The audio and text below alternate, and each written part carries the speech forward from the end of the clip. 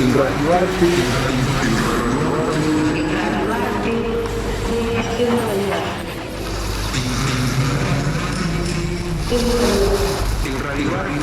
es la inspiración que se le presenta al oyente que escucha para que pueda configurar un escenario propio. Se apela mucho al aspecto subjetivo del radialista, la persona que elabora esta pieza. Debe ser armónico, es decir, que suena bien. Es un género totalmente libre en su construcción. Totalmente libre en su construcción.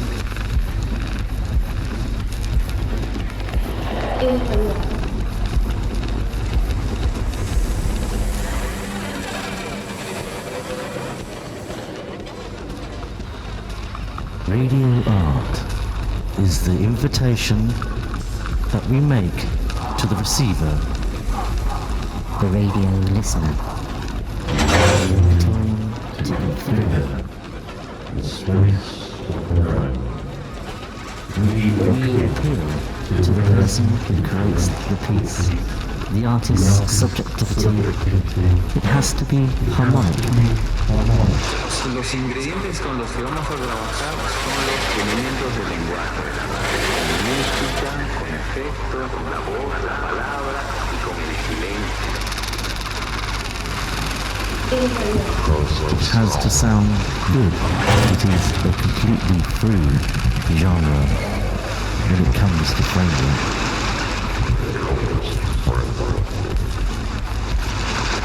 Música,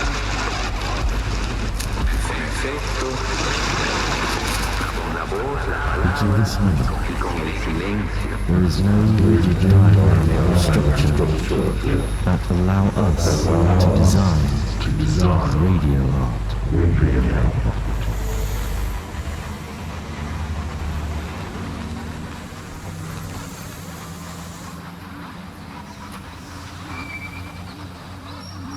You're listening to the noise of the vessel.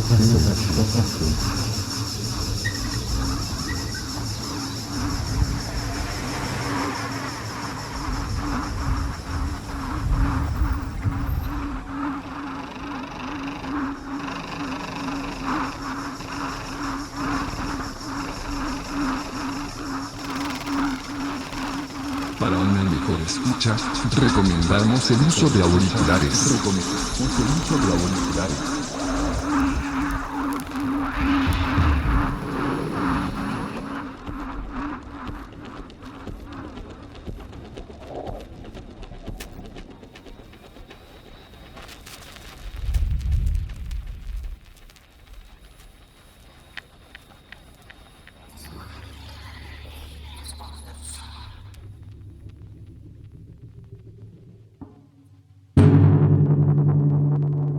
Thank you so much for inviting me and for making the contact. It's wonderful to get to know you. Okay, thank you.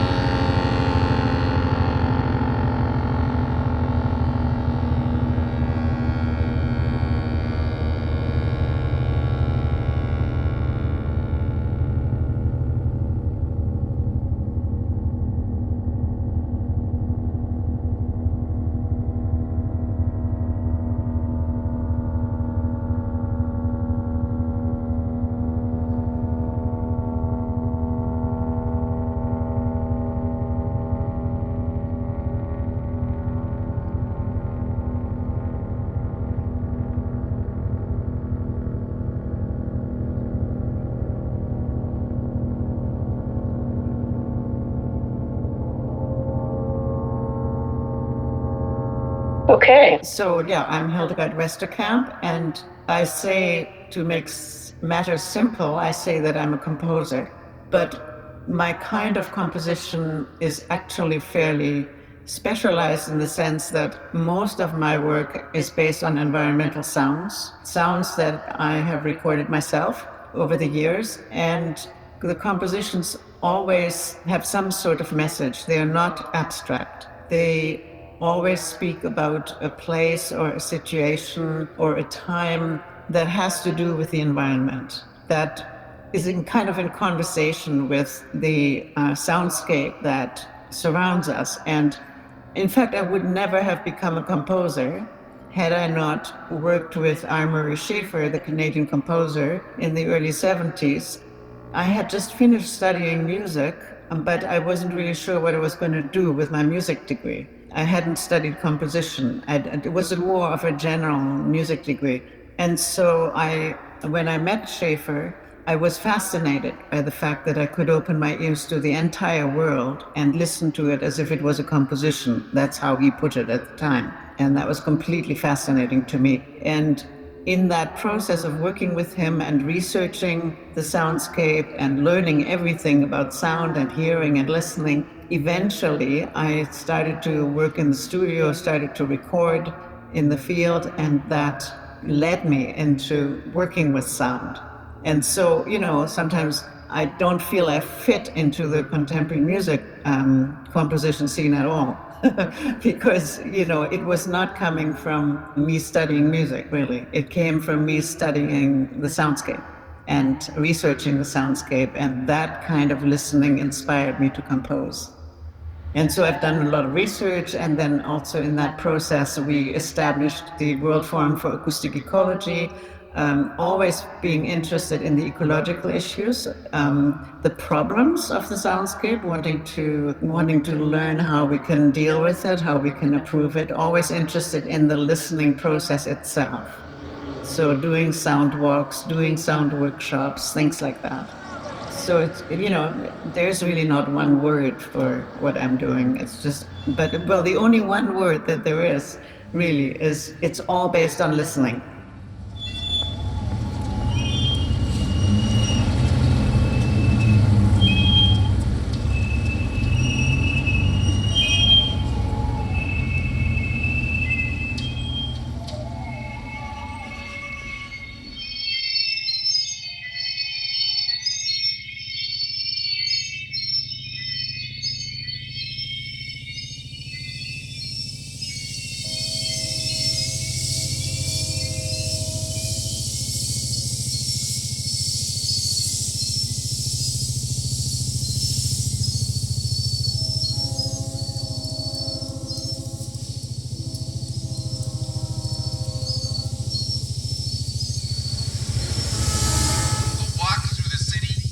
Do you feel you have found your sound? Or are you still searching? Your own sound? I've never searched for my sound. I think you could say that this is an ongoing life task, really, to always listen to the environment and to be curious about it and to work with what you do find. So if you're field recording, you go out and you record. In my case, originally, when I started the field recording, I was doing a radio program here on Vancouver Co-operative Radio that was called Sound Walking. And so all I did then is I just went out with my microphone and recorded whatever I could in Vancouver and then presented it over the radio. And it became a kind of a certain approach where I would go out into the environment and I would be in a place and I would describe live while I was recording where I was. For example, I'm in Vancouver, it's August 15, 2023. I am in my own studio here right now, and my windows are closed. I cannot hear very much from the outside, etc., etc. I would do like that. And so I considered my voice to be the intermediary between the environment and the listener. And so I started on a very broad recording having no expectations, just going out there and recording and then presenting what I heard. And eventually, when I started composing, I would go and record with a bit more intent, because maybe I had an idea and I wanted to do a specific kind of piece. But the challenge in this kind of approach is that you never know what you're going to get. And so when you're coming back into the studio with your recordings, then you listen again to what you just recorded, and then you, out of that experience of recording and listening again, a composition will emerge from that context. So, in other words, there is no given structure before. I'm not the kind of composer that works with a given form. The form evolves from the materials and the recordings that I've made and the experience that I've had. And so it's always full of surprises. You never quite know what you get, right? And that is the fascination. It's a sort of a conversation with your environment. It is the environmental sounds and I work together when we compose a piece. The environmental sounds are kind of on offer to the composer. And the more you go in depth in listening to these sounds, the more these sounds kind of tell you which direction to go. And I love that process. And it's never that you find one sound. It is something that is a process of listening that gets you deeper and deeper into the world of sound. And that world of sound is, you never finish understanding it. There's always something new. A very long answer to a very short question. No, it's really great. Fascinating. An excellent account of a very particular process of composition. Yes, because it is quite different even with electroacoustic composers or, acousmatic composers, although that also, it's a similar discovery process, but I've always felt that the problem in electroacoustic music was that one could get lost in them because the formats weren't almost too wide open. And because the sounds are abstract, it has fewer boundaries for listening. And that was not something that I was really interested in. I tried it, but it didn't work for me. So the fact that the environmental sounds already come with some sort of meaning and experience, that is what really drives my work.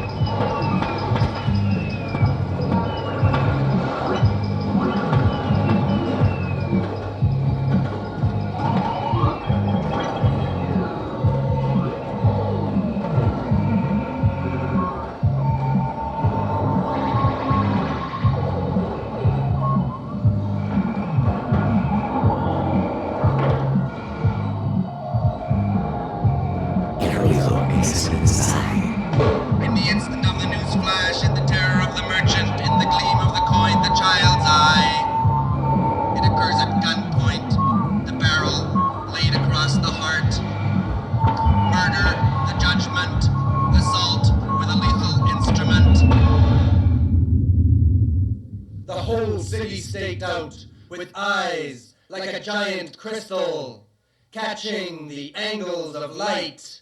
The city borders the skin. Right. I'm excited and very enthused about starting to ask questions concerning the concept of listening, but I prefer to start first with the concept of recording. And since you started recording as your instrument, so to speak, how would you assess the evolution of your experience concerning technological changes in recording? For example, the first recorders you had, and which ones were those ones, as opposed to what we're getting now with digital recorders, which seem to add some colors and some textures and some frequencies that were not able to produce in previous hardware and supports. Right. I mean, yes, the initial recordings, of course, were all analog. And so you had to deal with kind of tape hiss and things like that would be sometimes difficult to work with. And you had to really learn how to record loudly enough so that you could overcome that sound of the tape hiss, but quietly enough that it wouldn't distort. And, that was always a bit tricky because especially when you walk in the environment, sometimes it's very unpredictable what you're going to get. And so, there would be problems that I would suddenly get distortions of something because I was recording too loudly or I was not loud enough, and then I couldn't use them because there was too much tape noise. Those were real problems. And I learned through the World Soundscape Project, observing also my colleagues who, at the time, we had a Nagra, which was like state-of-the-art recording machine. And I never recorded at that time while I was working for the World Soundscape Project, but I observed my colleagues. And then when I started the radio program, Soundwalking, I bought myself one of the first portable cassette recorders. And that was a really big cassette recorder, a Nakamichi. And it needed 8D batteries, which already is a lot of weight. You're carrying a lot of things around with that. It's very heavy. And the microphones that I bought myself, 2 AKG cardioid microphones. And I put them in the position of, I don't know, how can you say this on the radio, like this angle. And that would give you an interesting recording perspective, because as soon as you would move it, the listener would hear the change. In other words, they weren't 360 degrees, they were like 180, right? And so when you would change perspective, you could hear that. And I really liked that. And of course, I would monitor on headphones. So I would listen through the microphone ear, really. I would hear what the microphone hears, and that would then lead me often in my way of recording, so that if a sound was far away and I was interested in it, I would try to get closer to it. And sometimes it's fun to play with that, especially when you have water, for example, flowing water or so, to come from the distance towards a creek, and then you come really close and you hear the beautiful details of the water close up. Things like that I really like to experiment with a moving microphone. And that was actually good enough quality for the radio program and also for my compositions. I used that for quite a while, and then I guess there was the Sony Walkman Professional, which was smaller. It was lighter, which was very attractive.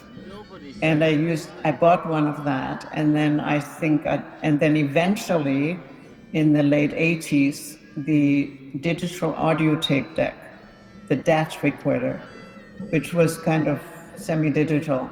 And it was still a tape that you recorded onto. And it was still real time. You wouldn't get a sound file that you could easily transfer immediately on. You would have to work real time all the time. You'd have to make dabs, and it was all much more time consuming. And of course, in the studio, you would be cutting with with the razor blade, the editing and all that. And one of the things that is really different about that approach is that it's completely oral. You do not see anything on a screen when you work that way. Everything is just oral in the studio. So when you would want to make a good edit, you would not look at the screen and at the sound wave. You wouldn't have the sound wave in front of you. You would have it only in your ear, right? And so it's a very different approach. You were immersed into the sound that you were working with. The only thing that could distract you was the razor blade or the things that you were working with. But it was purely oral, and that was, I think, I really, really liked that.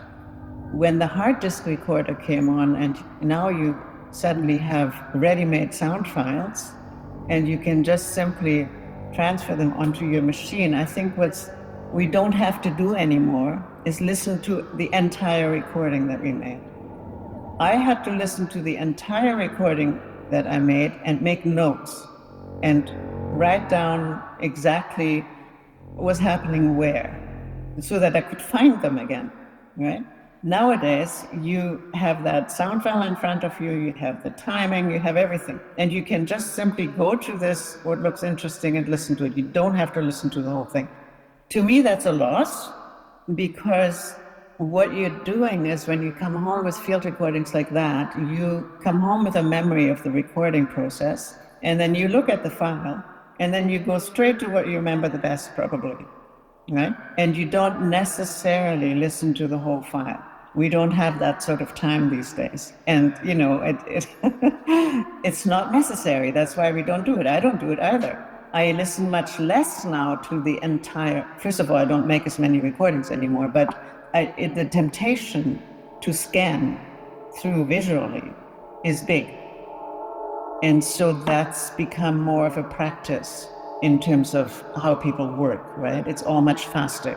What I remember as significant is that the fact that you had to slow down and listen back to what you had just done is you get a kind of comparison between what you thought you had been recording and what you actually got.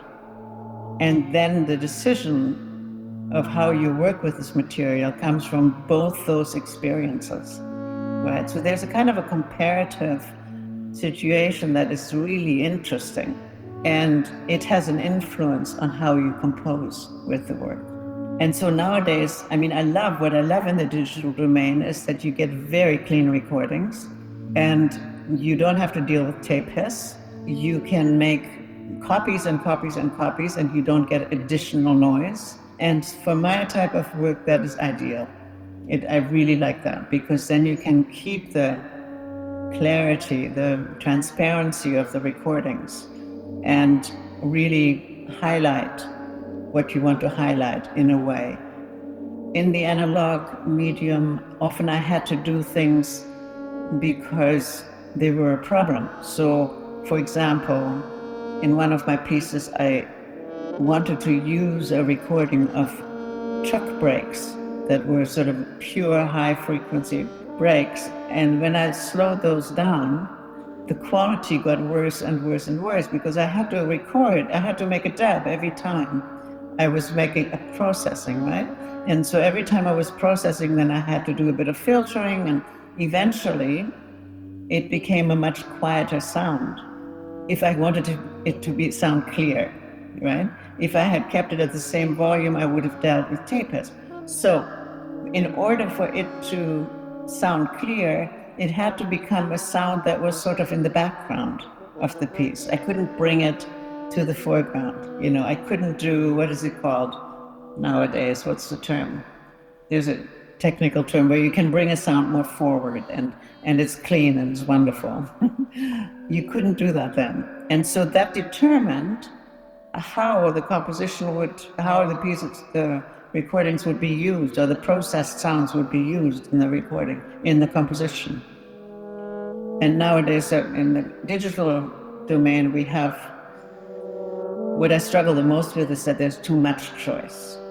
And I've always liked limitations. And so I've limited myself in terms of the technology that I've used. I have never really engaged in finding the best possible microphone or the best possible recorder. I've wanted something that is light, gives me good sound, and I can move around with. And so I just have a very simple hard disk recorder. Only in one context, I rented a high-end microphone because I was in a very, very quiet environment. Here on the west coast of Vancouver Island, I wanted to make recordings in the old-growth forests. And that's a very quiet environment. And so for that, I rented a special microphone that would allow me to get at that vast quiet. But that was the only time. Usually I just, the less complicated, the better. That's great. And you have sort of 30 years or something of work, or even more? Yeah, I mean, my first composition was made in 1976. So that's more than 30 years. Oh, my age. Is that right? Yes. So you're what? I am 47. Okay, so 47 years. Yeah, so that was my first composition. And at that time, I also, shortly after, I started to do the sound walking program. So like all in the kind of second part of the 70s is when all that started. And yeah, that's almost 50 years now.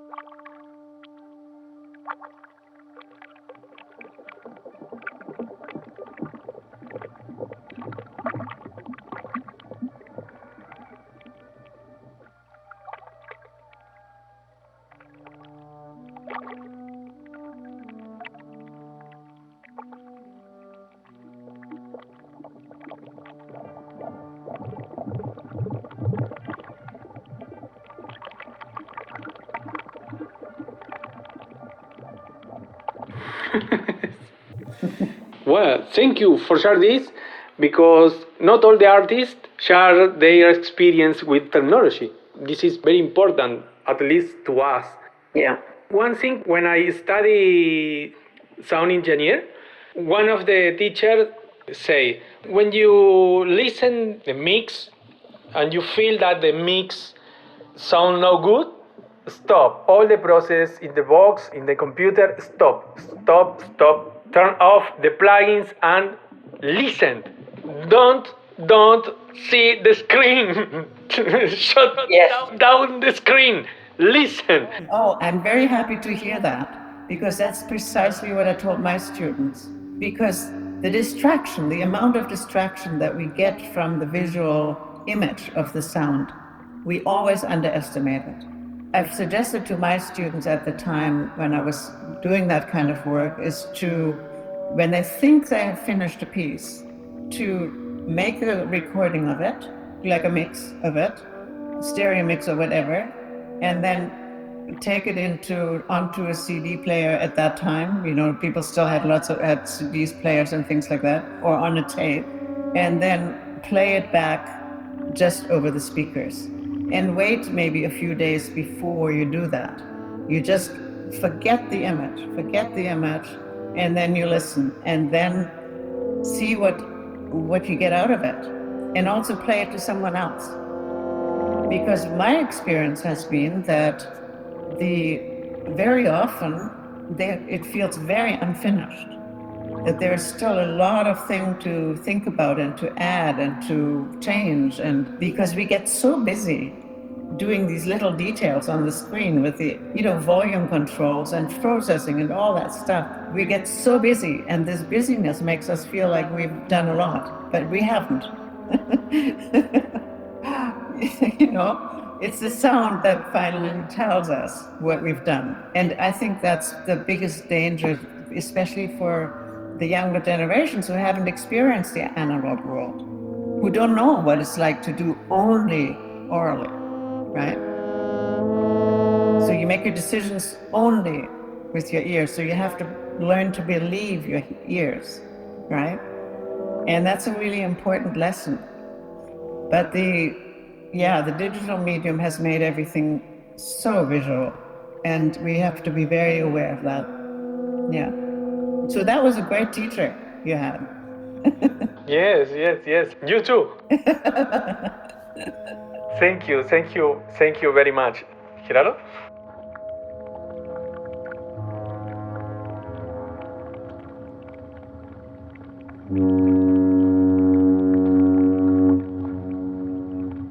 El ruido es el mensaje.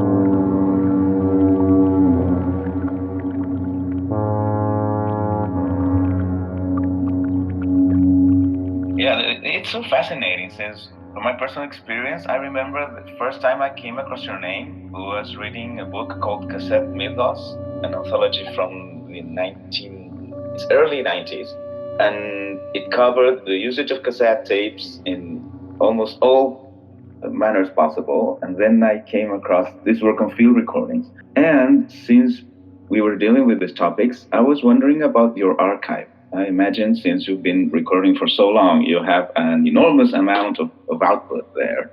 And since the relationship you've had recording the sounds is not related to a representation, but more to a sort of approach or personal disposition, have you ever been tempted to work with your archive?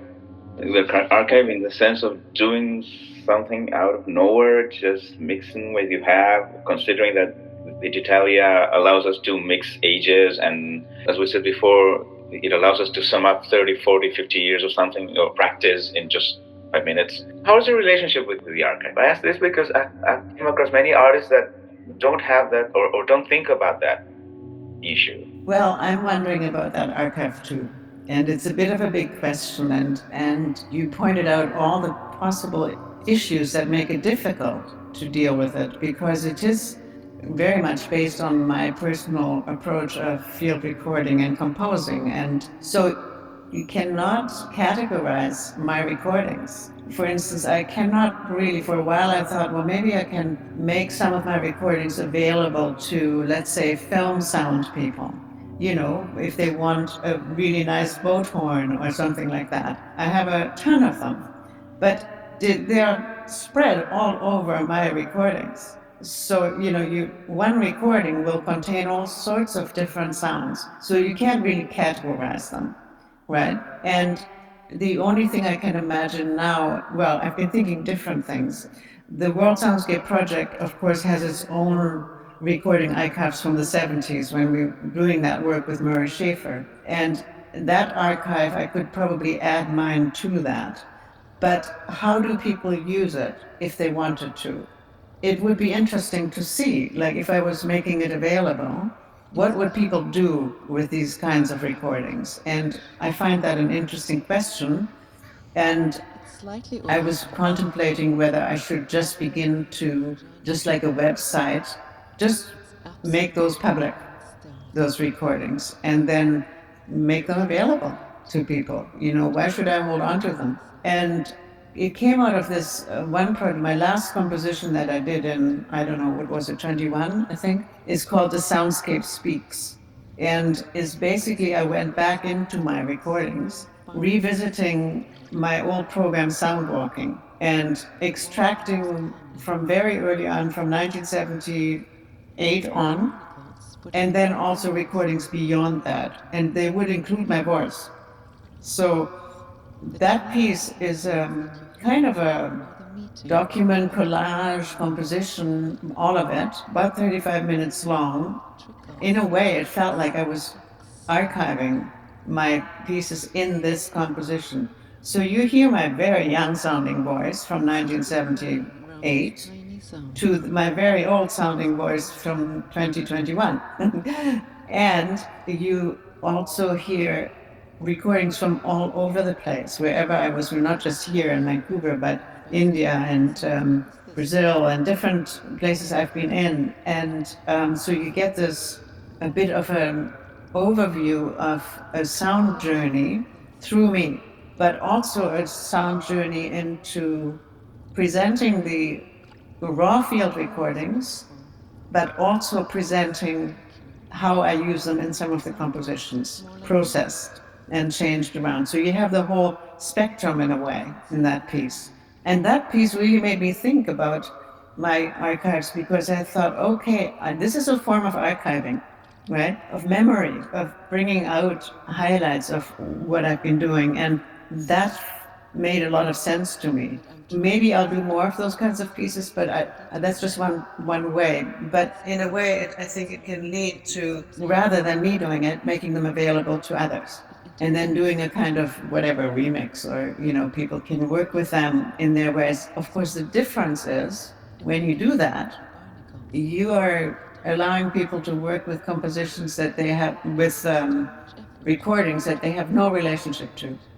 Like they don't know the place, they haven't been there, possibly, right? They haven't had the experience of recording. And if you work with someone else's recordings, or grab them from the internet, you will create a very different piece, because it may not be, ecologically speaking, it may not be what I feel a soundscape composition can be, is where you speak about your relationship to the environment, where you want to continue to raise awareness about the soundscape and the issues around it. You would have no control over how people work with that sound.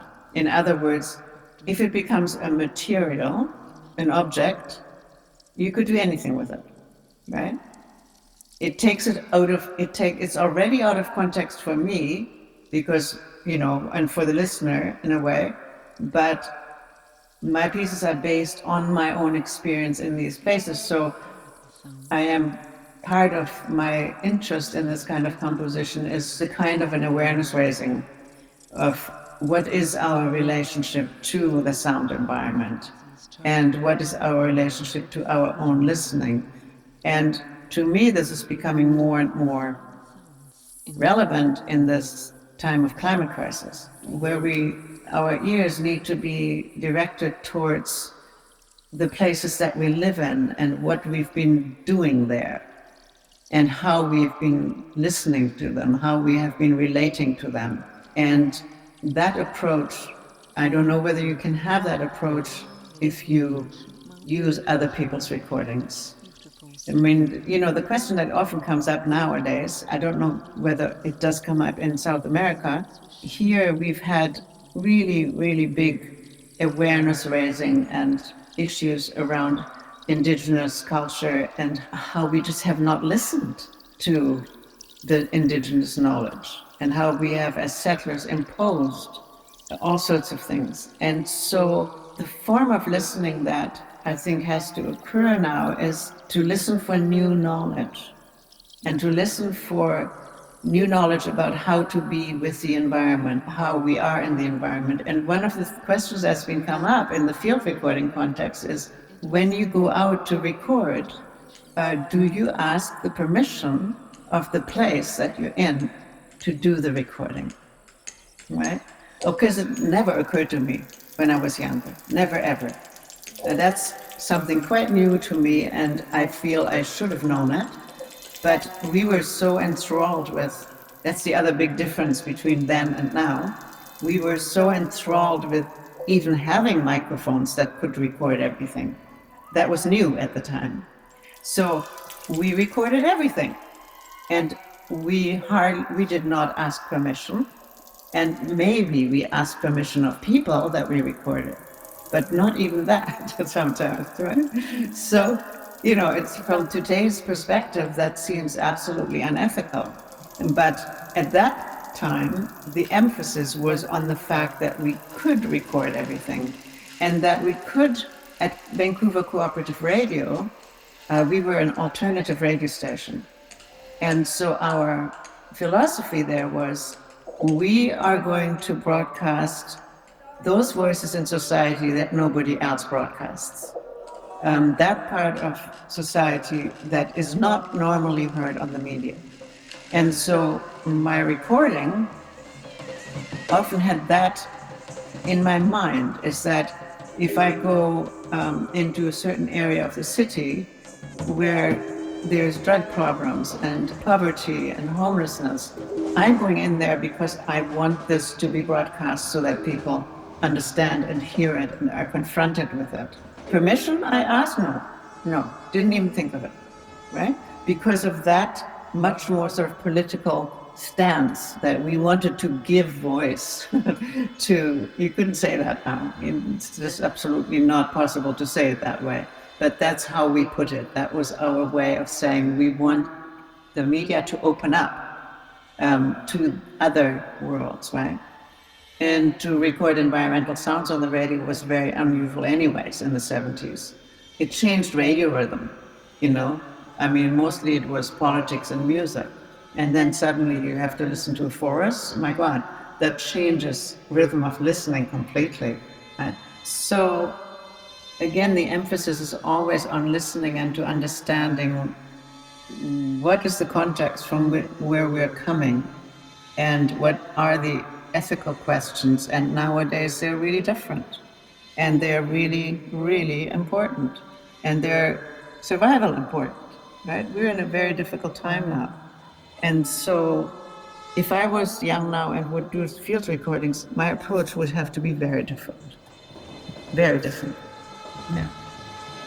So I got away from the archive, but yeah. Far away and so close.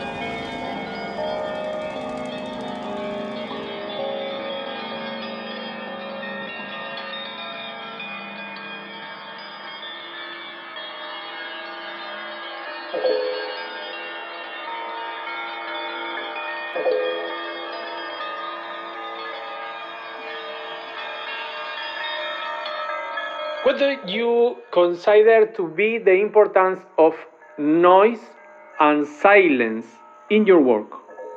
Yeah, always. Or in your life? It's open question. Yes, very much so, because the beginning, when I was working with the World Soundscape Project, we were very activist-oriented, and we were dealing with the noise problem.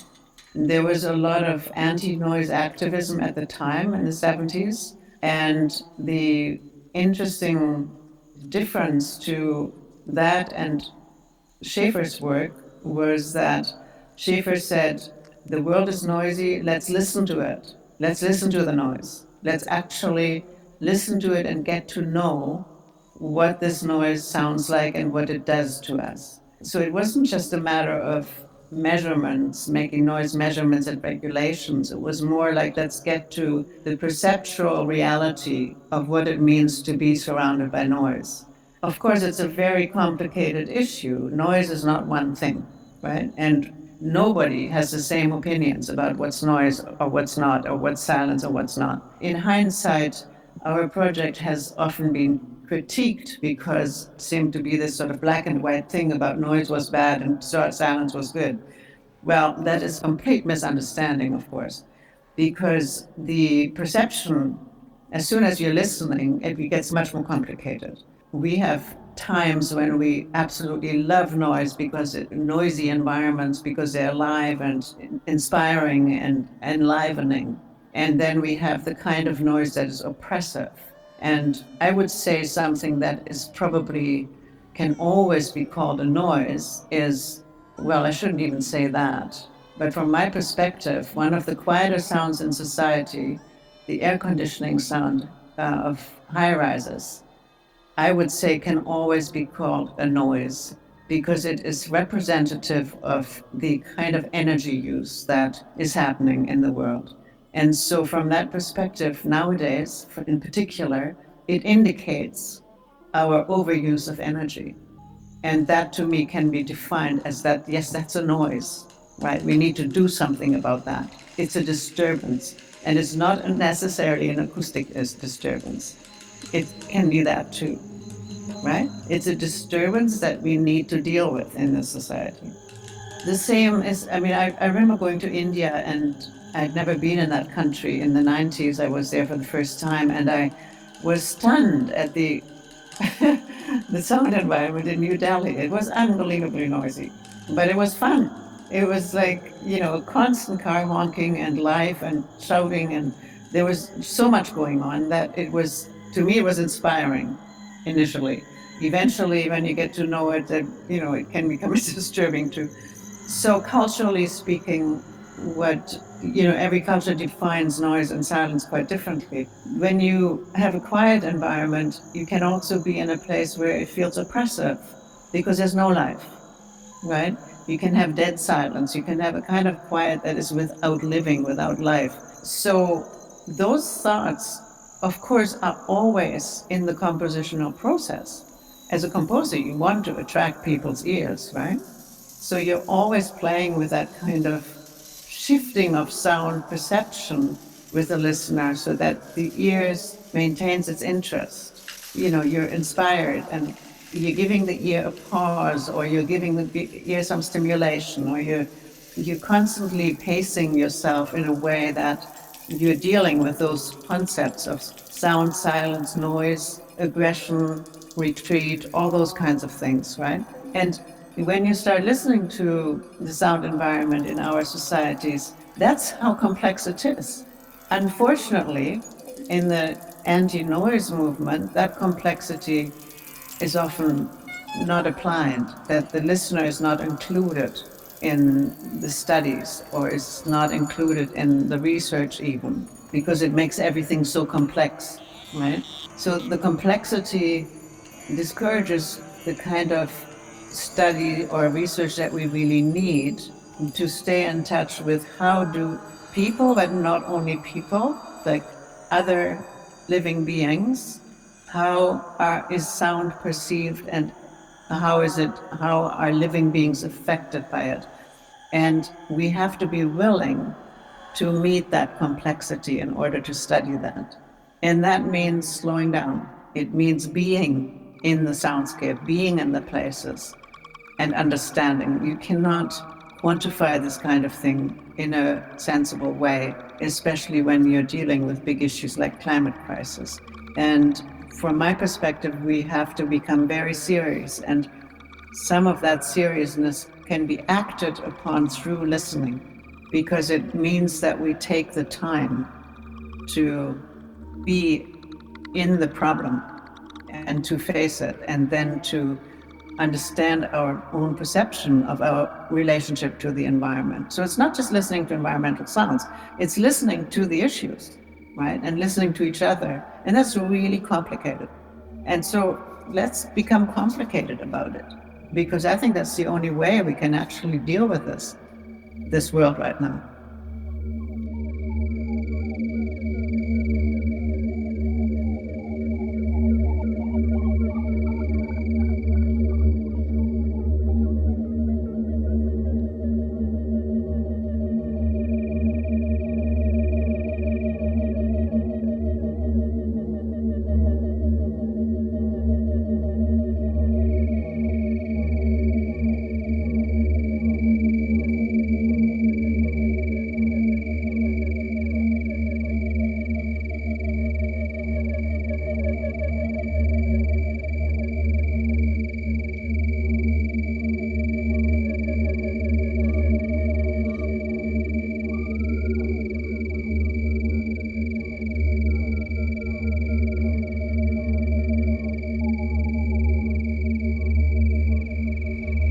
Gerardo? I'm also so thrilled and amazed that I'm not sure if it's fair to ask this question, considering we have 4 minutes or something. And I was wondering about, since you've been dealing with this study of listening, if you have a concept of that action, if you have a concept of listening, which I think it's like asking about what's your concept of life. That was the last question. It's an interesting question, and I think it's one that I would like to basically direct back at the listener and say, who are you as a listener in this world?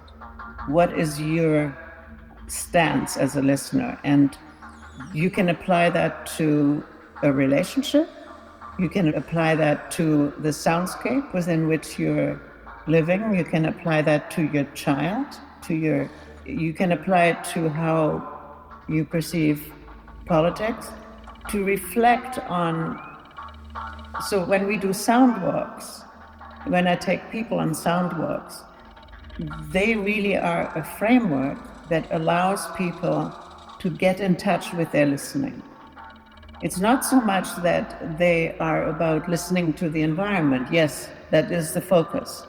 And you are listening to the environment. But while you are listening to the environment, you are meeting yourself as a listener, and you are perceiving your reactions. Like, how do you react to what you're hearing? And that is an ongoing life task for us. That never stops because we surprise ourselves. Sometimes we're great listeners, sometimes we're terrible listeners. I mean, I consider myself a terrible listener sometimes because I was listening to something else, right? We are preoccupied with our own thoughts, and meanwhile, all sorts of things are going on around us and we haven't heard them. And we cannot always listen to everything. That is not the nature of listening, is that we focus and we block it out. You cannot listen all the time. It's not possible. And so to understand that rhythm of what attracts us to listen and what repels us and wants us to go inside and listen to ourselves, to our thoughts, to become aware of that rhythm in ourselves is learning something about who we are as a listener and how we relate to the outside world, right? What in the world repels us from listening? What in the world attracts us to listening? When do we feel safe to listen? There's so many times when we feel completely unsafe to listen, so we close down, right? So this is why I love doing sound walks, because it gives everyone. I can't teach anybody to listen. we have to be able to discover our own listening. So that 4 minutes, okay, I made it. Yeah. Fabulous. That's wonderful. Yeah, I'm so honored, really, really.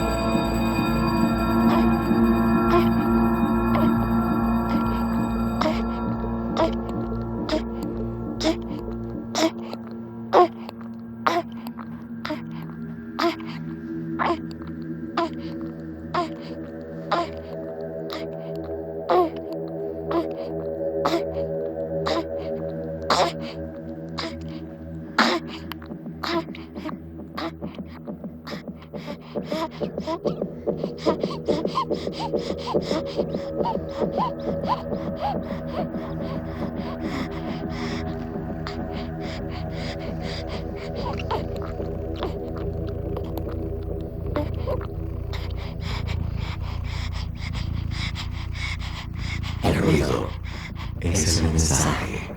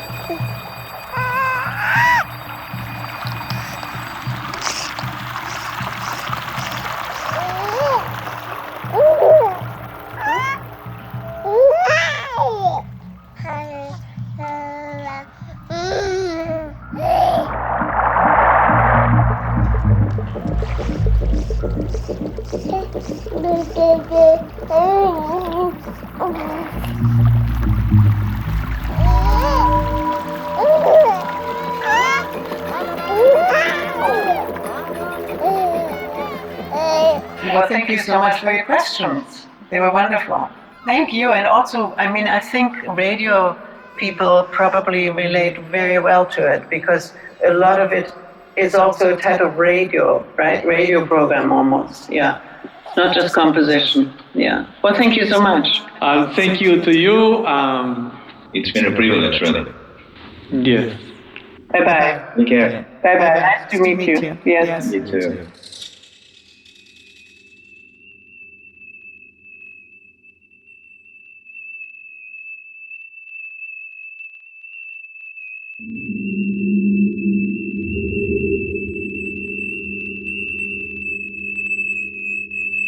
El ruido es el mensaje.